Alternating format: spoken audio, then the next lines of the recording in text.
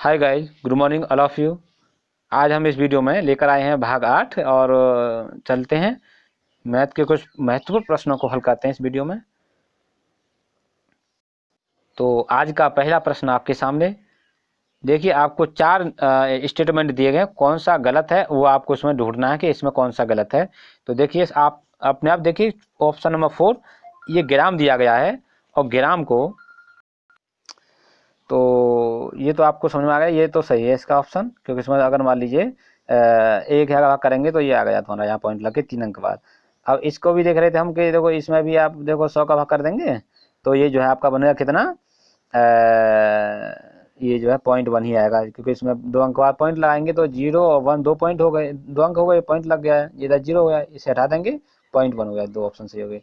तीसरा जो है आपका, यहाँ देख रहे होंगे कि इसके गुणा करेंगे आप 15 गुणा 40, तो 15 चौक 60 होता है, 1 0 40 का 600 हो गया, गुणा 45, अगर 45 का गुणा करते हैं तो 6 35 का 0 हासिल 3, 6 चौक 24 और 3 27 और 2 0 ये वाले 27,000 हो गया। अब इसका निकालेंगे घन का आयतन आप, तो घन की बजाय .3 है, इसके सेमी बनाएंगे तो 30 सेमी हो जाएंगे, और 30 सेमी का अगर क्यूब करते हैं तो 30 को आप 3 बार लिखेंगे, कितनी बार लिखेंगे 3 बार, तो 1 2 3 0 हो गए, 3 0 कितने लिख देंगे आप, 3 तिया 9 9 तिया 27, तो 27,000 ये भी बन गया। तो आपकी समझ में आ गया होगा कि ऑप्शन 1 2 4 सही है। अब ये गलत क्यों है, इस पर भी थोड़ा चर्चा कर लेते हैं आपसे। 55 मिलीलीटर है, कोई अगर मिलीलीटर से लीटर बनाते हैं तो उसमें हम 1 का भाग करते हैं, ये नोट कर लीजिए आप। मिलीलीटर से लीटर बनाएंगे तो 1 का भाग करेंगे, तो अब 1,000 में 3 जीरो होते हैं तो 3 अंक बाद इसमें पॉइंट लगाएंगे हम, तो देखिए 1 अंक हो गया, दूसरा अंक हो गया, तीसरा अंक अपनी ओर से 0 ले लिया यहाँ पे, तो 0 मान लेंगे और यहाँ पॉइंट लगा देंगे, तो 0.055 आपका, यानी 0.055 आपका जो है इसका बन गया। इसमें आपको जोड़ना कितना है, 55 लीटर और जोड़ना है, तो बन जाएगा आपका 55.055, ये आपका जो है बन गया लीटर में। लेकिन यहाँ क्या दिया इन्होंने, 55.55, ये इन्होंने गलती की है, केवल इसलिए ये वाला ऑप्शन गलत है। तो आपको टिक करना परीक्षा में केवल ऑप्शन नंबर 3 को करना है, ठीक है, ये वाला। चलते हैं अगले प्रश्न की ओर। देखिए, आपके लिए अगला प्रश्न हमने दिया गया है, एक साबुन की टिक्की की जो है बीमाएं दे रखी हैं, लंबाई गुना चौड़ाई या ऊंचाई दे रखी है, और उसे साबुन की टिक्की कितनी रखी जा सकती है पेटी में, वो 2 पेटियां दी गई इन्होंने कि ये 2 पेटियां हैं, उसकी बीमाएं इतनी इतनी हैं। तो आप करेंगे क्या कि सबसे पहले पेटी का आयतन निकाल लीजिए, उसमें साबुन की एक बीमा का भाग कर देंगे, यानी साबुन का आयतन और 2 पेटियों के आयतन निकालेंगे अलग, और उसमें क्या करेंगे, जैसे मान लीजिए आपकी जो पेटी है उसका आयतन निकालेंगे, लंबाई 56 है, गुणा चौड़ाई कितनी है इसकी, 0.4 मीटर है, इसे सेमी बना लेंगे तो 40 हो जाएगा। उसके बाद ऊंचाई कितनी है, 0.25 मीटर है, इसे सेमी बनाएंगे तो 25 सेमी हो जाएगा। इस प्रकार की पेटी जो है 2 हैं, इसलिए हमने इसमें मल्टीप्लाई में 2 और ले लिया। इसके बाद डिवाइड करते हैं साबुन का आयतन, यानी साबुन की लंबाई गुणा चौड़ाई गुणा ऊंचाई, तो साबुन की लंबाई 7, चौड़ाई 5, ऊंचाई 2.5 सेमी, पॉइंट हटाएंगे या 0 बन जाएगा। अब देखिए आप 7 से 56 को काटेंगे तो 8 बार कट रहा है, कितनी बार, 8 बार। 5 से अगर मान लीजिए हम इसे काटेंगे 40 को, तो ये भी 8 बार कट रहा है, और 25 से 250 को काटेंगे तो कितना कट रहा है, 10 बार कट रहा है। अब गुणा करना है, 2 गुणा 8 गुणा 8 गुणा 10, तो 8 8 64 होता है, 64 दूनी 128 होता है, कितना होता है 128, गुणा 10, 10 का 0 लग जाएगा, 1280, ऑप्शन नंबर 4 सही हो जाता है। आपको जानकारी दे दूं, ऐसे प्रश्न सीटर में बहुत पूछे जाते हैं। कभी कह देता है एक दीवार दी गई है आपको, उसकी बीमा दी गई है, एक ईंट की बीमा दी गई है यहाँ पे, तो आपको ईंटों की संख्या ज्ञात करनी है, तो आप दीवार का आयतन निकाल लीजिए भागित ईंट का आयतन, ठीक। इसी प्रकार से कभी कभी कह देता है कि एक आपका घन है जिसकी जो है एक भुजा 4 है सेमी में, और उसमें से एक एक सेमी के घन काटे जाते हैं, तो कितने घन बनेंगे, तो इसका आयतन निकाल लीजिए, 4 गुणा 4 गुणा 4 बट्टे 1 गुणा 1 गुणा 1। तो इसका तो मतलब ही खत्म, 1 का गुणा 1 ही होता है, 1 का भाग करेंगे वही संख्या एक आती है। तो 4 चौक 16 चौक 64, 64 घन में आ जाएंगे टोटल आपके। या आपसे पूछ लेता है अन्य कोई ऐसा प्रश्न जिसमें मान लीजिए कि एक, मान लीजिए कागज की शीट का भार इतने ग्राम है और इतने ग्राम में कितनी शीट बनेगी, तो आप केवल उसमें से भाग कर देंगे और निकाल लेंगे। जो कि आपके सिलेबस में भाग है तो भाग पर प्रश्न वो बना देता है। चलते हैं अगले प्रश्न की ओर। तो यहाँ पर आपको जो दिया गया है फलों के मूल्य केजी में दिए गए हैं कि 1 केजी फल का मूल्य जो है इतना है ना। तो आप इस प्रश्न को कैसे करेंगे, देखिए रेशमा ने 4.5 केजी खरबूजा लिया।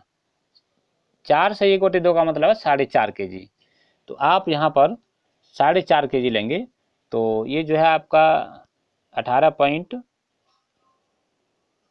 इसमें गुणा करेंगे आप कितने का, 4.5 का, कितने का 4.5 का।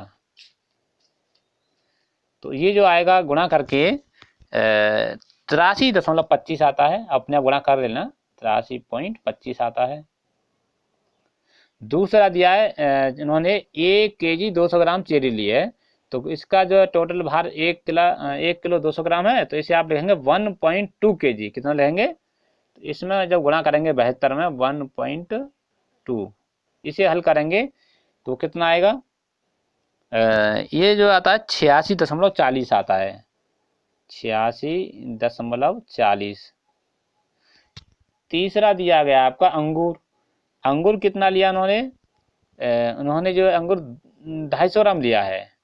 250 ग्राम का है मतलब होता है, इसमें 1 का भाग कर देंगे तो 0.25 केजी। कितना, तो अंगूर वाले कॉलम में अगर गुणा करते हैं आप तो 0.25, इसे आप हल करते हैं तो ये निकलता है आपका 30.15। चौथा रह गया आपका ये 78.40 सेब हैं। इन्होंने जो है सेब लिया है 1 सही 3/4 केजी, इसका मतलब 1.25 किलो। यानी 3/4 का मतलब 1 भाग ही तो रह गया, 1/4 भाग रहेगा या शेष, यानी 2 किलो में से 1/4 कम करें तो आपका जो बनेगा 2 पॉइंट, नहीं सॉरी गलती हो गई, 1 पॉइंट, क्योंकि 1.25 किलो है ना, 1.75 केजी। इसका इसमें मल्टीप्लाई करेंगे ना, इन दोनों का आपस में गुणा करेंगे तो ये आएगा आंसर आपका 137.20, 137.20। अब इन चारों को आप जोड़ेंगे तो ये 337 बनेगा। कितना बनेगा, 337। 500 रुपये उन्होंने दिए थे, 500 में से अगर इसे घटा देंगे हम 337 को, तो आपका जो बचता है वो 163 रुपये बचेंगे। कितने बचेंगे, 163 रुपये। तो आपका ऑप्शन में 163 जहाँ भी होगा वो इसका आंसर हो जाएगा। तो देखो आपको ऐसे प्रश्न भी सीटेट में अच्छे पूछे जाते हैं प्रश्न आपको, कि आपको रेट लिस्ट दी होती है और उस पर आपको सामान की परचेजिंग का दिया होता है डिटेल, तो आपको बताना होता है कितना रुपया देना है या इतने रुपए दे दिए तो कितने रुपए वापस करेगा, है ना। तो आप इस ऐसे प्रश्नों को जरूर कर लें, क्योंकि ऐसे प्रश्न सीटेट में जरूर पूछे जाते हैं। अगला प्रश्न आपके सामने है, देखिए इन्होंने कहा है संतरे के 15 लीटर 286 मिलीलीटर जूस को गाजर के 19 लीटर 714 मिलीलीटर जूस में मिलाया जाता है। इस मिश्रण में से 12 लीटर 750 मिलीलीटर जूस प्रयोग में लाया जाता है और शेष को बोतलों में भरा जाता है, जहां प्रत्येक बोतल में 250 मिलीलीटर जूस आता है। बोतलों की संख्या ज्ञात कीजिए। बहुत ही अच्छा प्रश्न आपके लिए। देखिए तो देखो सबसे पहले आपको इसमें करना क्या होगा कि टोटल जूस है आपका गाजर और संतरे का, इन दोनों को जोड़ देते हैं। तो देखिए ये जो आपका 1 लीटर ये बन जाता है जोड़ करके, इसमें जोड़ेंगे 1 को 20 और 15 35 लीटर जूस बन जाता है। क्योंकि देखो इन दोनों को जोड़ेंगे तो 1000 मिलीलीटर हो गया, 1000 मिलीलीटर में 1 लीटर होता है, 1000 मिलीलीटर में 1 लीटर होता है। तो 19 और 1 20, 20 और 15 35 लीटर हो गया आपका। अब इतने लीटर में से 12 लीटर 750 मिलीलीटर घटाना आपको, तो वो आपका बचता है 22 लीटर या 22.250 मिलीलीटर, इतना बचेगा आपका। ठीक है, 22.250। ये आपका दशमलव लगाएंगे तो लीटर में रहेगा, दशमलव नहीं लगाते तो ये आपका जो है किस में होगा, मिलीलीटर में। कितने में होगा, मिलीलीटर में। ये आपका मिलीलीटर बन गया, और आपको एक बोतल में जो वो आता है वो 250 मिलीलीटर आ रहा है, तो 250 का भाग कर दीजिए, संख्या निकल आएगी। ऐसे प्रश्न मैंने आपको पिछले प्रश्न में बताया था कि संख्या ज्ञात कराता है। बताइए कितना प्रश्न घुमा के दिया है कि इतने ml में इतने ml की कितनी बोतलें भरी जा सकती हैं, वो संख्या निकालनी। इससे इसे काट दीजिए और इसका भाग कर दीजिए। अगर भाग करते हैं तो ये आपका जो है 89 बार आता है। ठीक है, तो आपका जो है 89 ऑप्शन नंबर 2 है, इसमें ये वाला प्रश्न सही हो जाता है। तो चलते हैं अगले प्रश्न की ओर। 15 दिनों में मिनटों की संख्या बराबर है निम्न में से किसके सेकंडों की संख्या के। तो इन्होंने कहा है कि अगर 15 दिन के मिनटों की संख्या निकाली जाए तो कितनी बनेगी। तो 15 दिन में जो घंटे होते हैं वो 24 घंटे होते हैं, और एक घंटे में जो है 60 मिनट होती हैं। यानी कि 15 दिन है तो एक दिन में 24 घंटे होते हैं और घंटे में मिनट होती हैं 60, तो ये मिनट की संख्या आ गई। अब ये बराबर किसके है, तो आपको बताना है कि सेकंड में, तो 8 घंटे के सेकंड के बराबर है क्या। तो देखिए अगर हम बताएं आपको कि जब घंटे की मिनट बनाते हैं तो घंटे की मिनट बनाएंगे तो उसमें 60 का मल्टीप्लाई करना पड़ेगा आपको, ये तो सिंपल पड़ गई। और मिनट को जब सेकंड बनाएंगे उसमें फिर दोबारा से 60 का मल्टीप्लाई करना पड़ेगा। तो अब ये आपको दोनों बराबर हैं, तो वो संख्या आपको मान लीजिए कि 8 घंटे हैं। कितने घंटे हैं, मान लीजिए h घंटे मान लिए हमने। अगर ये दोनों बराबर हैं तो 60 से 60 कट जाएगा, और 6 से ये 10 बार कटेगा, और 6 चौका 24। ठीक है, जो कि 6 से काटेंगे 60 को 10 बार, 6 को ये 6 चौका 24। अब 2 से काटो से 5 बार, और 2 से काटो से 2 बार, 5 से काटो से 3 बार, तो 3 दूनी 6 घंटे के बराबर आ रहा है। कितने घंटे के बराबर, 6 घंटे के बाद। और आप देख लेंगे गुणा करके, यहाँ 6 मान लेना और हल कर लेना, तो आपका जो है दोनों संख्याएं ये और ये दोनों बराबर आ जाएंगी। तो ये प्रश्न आपका हल होता है। चलते अगले प्रश्न की ओर। अगला प्रश्न, एक रेलगाड़ी हैदराबाद से शुक्रवार को समय इतने बजे चली और शनिवार को बेंगलुरु समय 7:30 पर पहुंचती है, यात्रा में कितना समय लगा। ये भी बहुत अच्छा प्रश्न आपसे परीक्षा में पूछा जाता है, समय संबंधी प्रश्न पूछ लेता है। तो देखिए आपको जो शुक्रवार को वो निकलती है, देखो यहाँ पे दे रहा है शुक्रवार को 13:15 पर चली और ये शनिवार को पहुंचती है। तो पहली बात तो आप ये नोट कीजिए कि अगले दिन सुबह पहुंच रही है और ये दोपहर के बाद निकली हुई है। अगर 13 बजे से रात 24 बजे तक, यानी कि जो बचता है ना 23 बजे के बाद 24 बजे बचते हैं ना नाइट में, वहां तक अगर समय इंक्लूड कर रहे हैं इसका, तो कितना बैठ रहा है। तो 24 में से 13.15 घटा देंगे, 24 घंटे में से 23 घंटे 15 मिनट घटा देंगे तो शेष समय निकल आएगा 24 बजे तक कितना समय लग रहा है। ये अपने आप निकाल लीजिए। तो देखिए वो लगेगा आपका 10 घंटे 45 मिनट लगेंगी, 24 घंटे रात के 12 बजे तक, यानी 24 बजे तक जो है। और नहीं देख लीजिए 13 बज रहे हैं, 10 घंटे बाद 23 बज जाएंगे, 15 मिनट में 45 मिनट जोड़ेंगे तभी घंटा बनता है, तो वो 24 बज गए पूरे।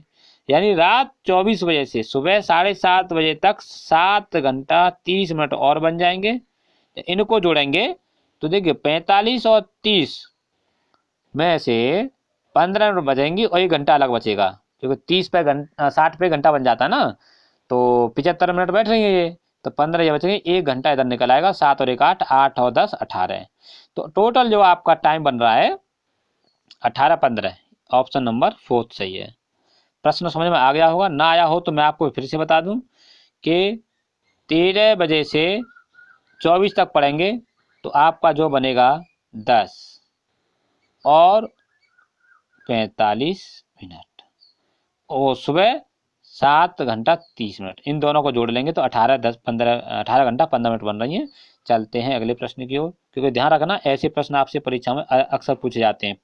समय दे देगा और आपको समय निकलवाएगा। ये आपका गठाई पर प्रश्न आधारित है कि आपको सबस्ट्रैक आता है नहीं आता है। ठीक है, तो चलते हैं अगले प्रश्न की ओर। अगला प्रश्न आपके लिए दिया गया है, हरीश ने एक स्कूटर इतने रुपए में खरीदा, उसने इतने रुपए का नगद भुगतान किया तथा शेष रकम को 37 बराबर किस्तों में देने पर राजी हुआ। प्रत्येक किस्त की धनराशि है। तो इसमें कुछ नहीं करना आपको। उन्होंने 49,553 में खरीदा था और इतने नगद ले लिए उन्होंने, कितना, 8,076। इसमें से 8,076 को उठा दीजिए, 49,553 में से 8,076 घटा देंगे तो आपका बचता है 41,477 रुपये। अब इतने रुपए को 37 बराबर किस्तों में विभाजित करना, तो 37 को भाग करना है। आपके सिलेबस में जोड़ घटाए भाग गुणा तो है ही है, तो यहाँ आपको माइनस का प्रयोग करा लिया, यहाँ भाग का प्रयोग करा लिया, और भाग करके आपका जो आ रहा है 1121 आ रहा है। ये आपकी किस्त हो गई एक। तो 1121 किस में है, देखिए ऑप्शन नंबर 3 में है। ऑप्शन नंबर 3 सही हो जाता है आपका। ठीक है, तो चलते हैं अगले प्रश्न की ओर। देखिए, किसी विद्यालय में 360 विद्यार्थी हैं, जिनमें से 2/3 लड़कियां हैं और शेष लड़के हैं। लड़कों की संख्या के 3/4 खिलाड़ी हैं, जो खिलाड़ी नहीं हैं उन लड़कों की संख्या है। देखिए, इस प्रश्न में जो कह रहा है कि 360 विद्यार्थी जिनमें से 2/3 लड़कियां हैं, तो जब 2/3 लड़कियां हैं तो लड़के कितने हुए, 1/3 बचे, कि कुल भाग 3 है तो 2 भाग लड़कियों के तो 1 भाग लड़के का है।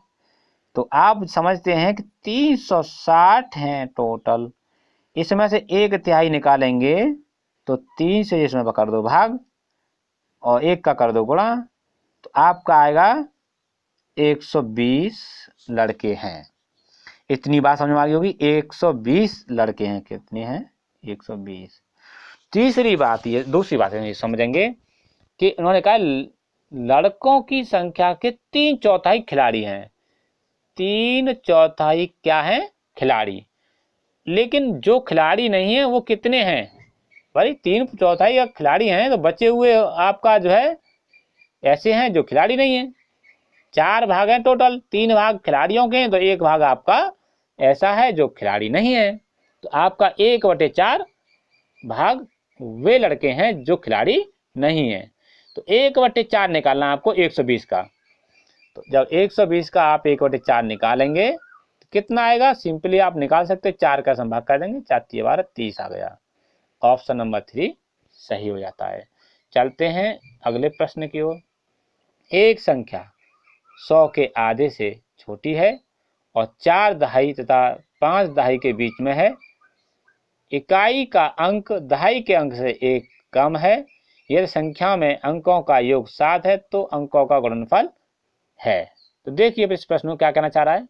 तो देखो, इतना सरल प्रश्न है कि इसे बहुत एक ही स्टेटमेंट से कर सकते हैं। इन्होंने देखो कहा है ना, इसके इकाई का अंक दहाई के अंक से 1 कम है।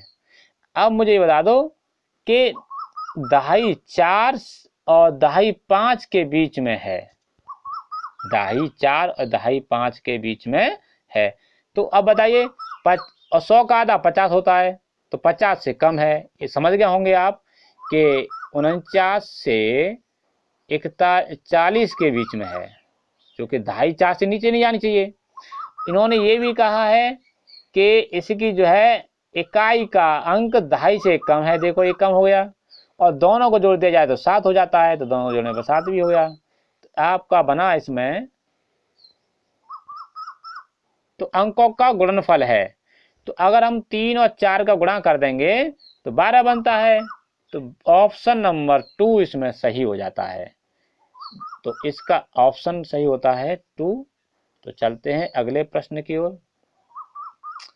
देखिए, 200 और 400 के बीच में 30, 45, 60 का सबसे छोटा सार्वगुणज भागित 45, 24, 45 नहीं 15, 24, 45 का सबसे बड़ा सार्वगुणज बराबर है। तो इसमें जो है 30, 45, 60 का सबसे छोटा सार्वगुणज, यानी इनका पहले एलसीएम लेंगे हम तीनों का। वो एलसीएम लेंगे तो आएगा 120 नहीं 180 आएगा। देखिए निकालेंगे, 30 गुणा 45 और ये 60। हमें ऐसी संख्या देखनी है कि इन तीनों संख्याओं का एक संख्या ये है आपकी, दूसरी ये है, तीसरी ये है, इन तीनों का भाग चला जाए तो वो संख्या आपकी बनती है 180। देखिए 30 का भी इसमें भाग जा रहा है 6 बार, 45 का इसमें 4 बार और 60 का 3 बार। तो ये जो है आपकी 180 हो गई। दूसरा उन्होंने कहा है, देखो सार्वगुणज का मतलब ऐसी संख्या जिसमें तीनों का भाग चला जाए, और सार्वगुणनखंड का मतलब है कि सभी में गुणनखंड है, सबसे बड़ा सार्वगुणनखंड, यानी कि इन जो आपकी 15, 24 और 45 में ऐसी संख्या जो सबसे बड़ी है। तो 15 को अगर देखेंगे आप तो 15 में आपका 5 और 3 आता है, और अगर 24 की बात करें तो इसमें आता है आपका 2 गुणा 2 गुणा 2 गुणा 3, 2 दूनी 4 दूनी 8 24। और अगला है 45, तो 45 में क्या आएगा, 9 पंजे 45, तो 3 3 और 5। आप देख रहे होंगे 5 का तीनों में है नहीं तो 5 को ले नहीं सकते, 2 का तीनों में है नहीं तो 2 को हम ले नहीं सकते, केवल 3 है बचा, तो 3 ही ऐसा है जिसमें एक, इसमें एक बार आया तो हम एक ही बार ले सकते हैं, इसमें भी एक बार है, इसमें 2 बार है। तो इसका जो है सबसे बड़ा सार्वगुणनखंड जो माना जाएगा वो 3 माना जाएगा। कितना माना जाएगा, 3। तो अब आप 180 में जब 3 का भाग करेंगे, क्योंकि 180 आया था उसका एलसीएम, उसमें 3 का भाग कर दीजिए, 3 18 यानी कि 60 आ गया। 60 ऑप्शन नंबर 2 सही हो जाएगा इसका, क्योंकि डिवाइड की बात की है ना उन्होंने, तो हम भाग करेंगे इसका। तो चलते हैं। तो आज की वीडियो में बस इतना ही, मिलते हैं अगली वीडियो में। Thank you for watching this video.